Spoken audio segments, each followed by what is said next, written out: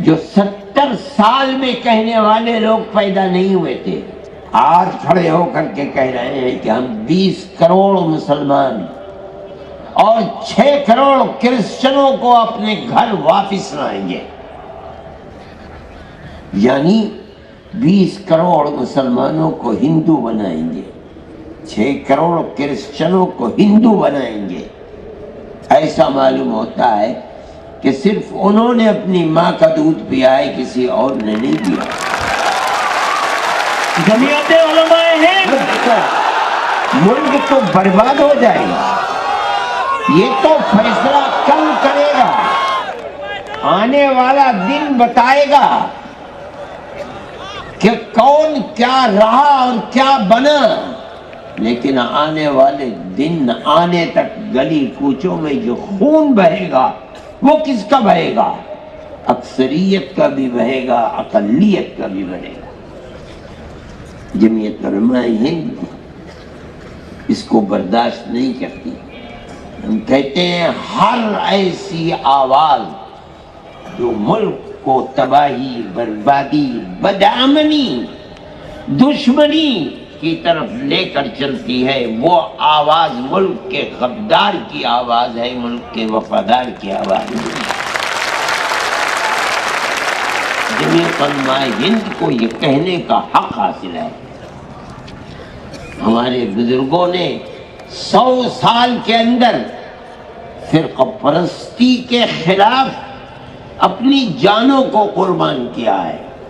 उनके गलों के अंदर जूते के हार डाले गए हैं, उनकी पगड़ियों को पैरों से रौंदा गया है।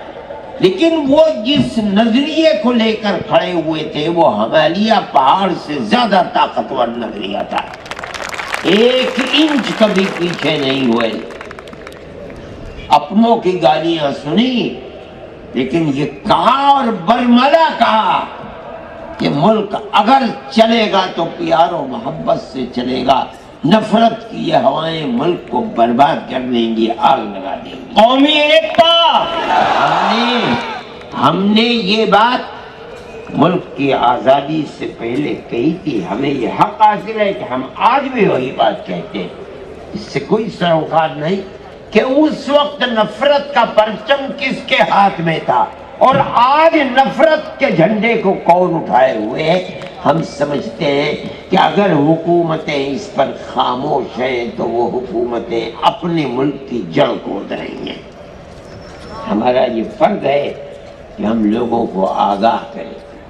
मुल्क के अंदर प्यार और मोहब्बत की जगह दुश्मनी, कत्ल गारतगरी, लूट मार सर चढ़ कर के बोल रही है और हुकूमत अपनी जगह के ऊपर खामोश है।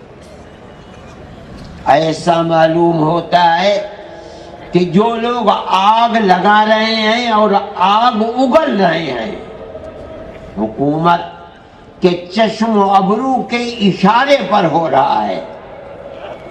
तो ये आदमी कहता है कि हमने गांधी जी को मारा है, हम हिंदू महासभा के लोग हैं और हम इसी तरह मारेंगे। वीडियो के ऊपर एक बेकसूर आदमी को, मुलाजिम को, मजदूर को बुलाया जाता है, कत्ल कर दिया जाता है।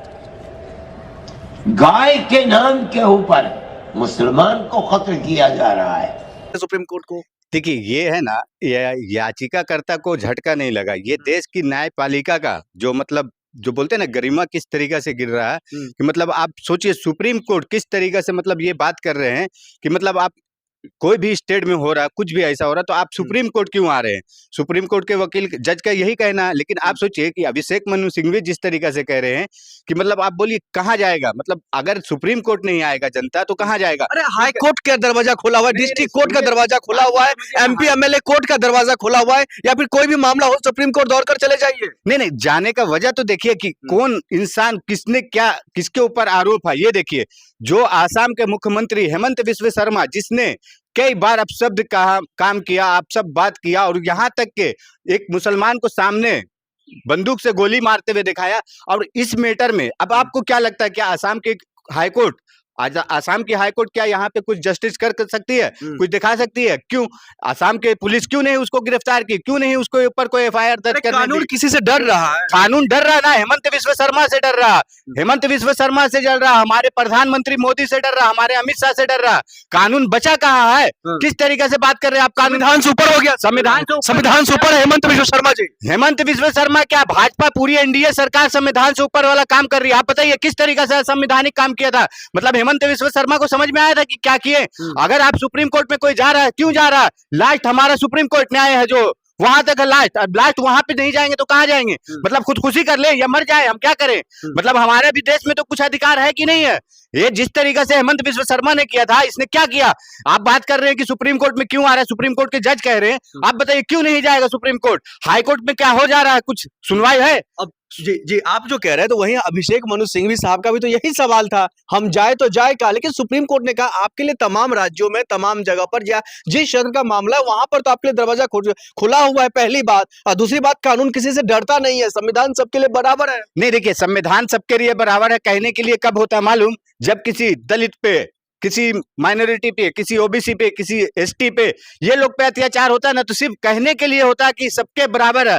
आपने देखे होंगे अभी किस तरीका से यूजीसी बिल आया था, यही नरेंद्र मोदी के ऊपर किस तरीका से लोग काली पुतला जला रहा, नरेंद्र मोदी का मुर्दाबाद का नारा लगा रहा। उस समय कहा गया था न्याय, उस समय पुलिस प्रशासन कहा थी, लेकिन आज यही देख लीजिए किस तरीका से जंतर मंतर पे जो प्रोटेस्ट हुआ था, वहां पे किस तरीका से ब्राह्मणवाद का नारा लगा रहा था। तो आप लोग समझिए, ये भड़काने वाला, बात करने वाला क्या ब्राह्मणवाद का, जो बोलते हैं ना हम सर्वन समाज सबसे बड़े हैं, सबसे सर्वोपरि हैं, तो वही बात हो रहा। आप बताइए किस तरीके से पप्पू यादव का आपने केस देखे ना, किस तरीके से पप्पू यादव 31 साल पुराना मैटर था, उसको किस तरीके से घसीटा गया। उसमें आप देखिए उसके खिलाफ एक अमिताभ IPS, हाँ पूर्व आईपीएस, उन्होंने उसके ऊपर आवाज उठाए। नीतीश कुमार का बेटा का उसमें सही मतलब नाम आ रहा था, किस तरीके से उसको पुलिस उठा लिया। तो मतलब है कहाँ?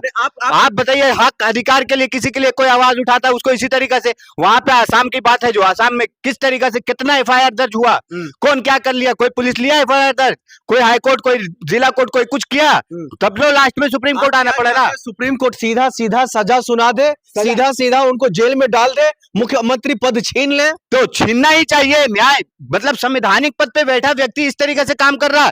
आप देखिए किस तरीके से वहां पे उसका संवैधानिक पद, उसको तो डायरेक्ट जेल में डालना चाहिए ऐसे का धारा लगाकर। और किस तरीके से हमारे प्रधानमंत्री नरेंद्र मोदी जी जाकर वहां असम में भाषण दे रहे हैं। लेकिन आप देखिए ये भी इतिहास, मतलब आप हम देखना चाहिए ये चीज को कि किस तरीके से जब मालूम कभी कोई इलेक्शन कैंपेन होता है, कहीं कोई प्रचार में जाते हैं कोई, तो हमारे प्रधानमंत्री जब पहला स्पीच चालू करते तो सारे जो भी क्षेत्रीय नेता होते हैं उनका पहले फोटो दिखाया जाता। आप ये देखिए कल का, आप उनका वीडियो देखिए, एक बार भी असम के मुख्यमंत्री का मोदी जी ने नाम नहीं लिए। क्यों नहीं नाम लिए? क्योंकि जान रहे कि हम अगर नाम लेंगे तो हमारा भी नाम इसमें शामिल होगा।